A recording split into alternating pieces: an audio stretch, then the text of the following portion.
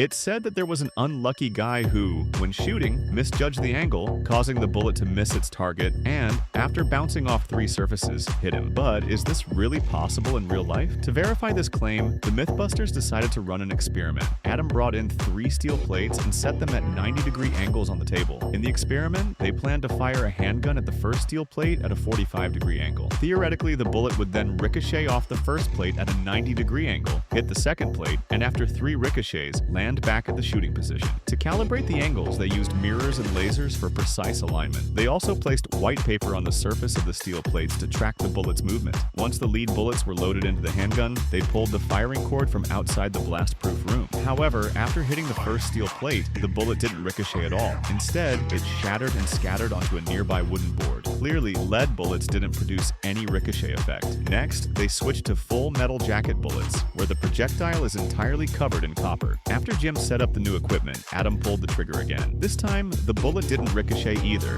and the metal jacket completely shattered. To increase the hardness of the bullet, Adam used steel ball bearings, which are much harder than the steel plates. These were then loaded into the bullet casing. But would the ricochet happen now? Finally, when the bullet was fired, a dent appeared on the second steel plate, and the bullet even pierced the mannequin's finger. However, after calculating the bullet's velocity when it hit Jimmy, they found that it was only 105 feet per second, clearly not fast enough to be lethal.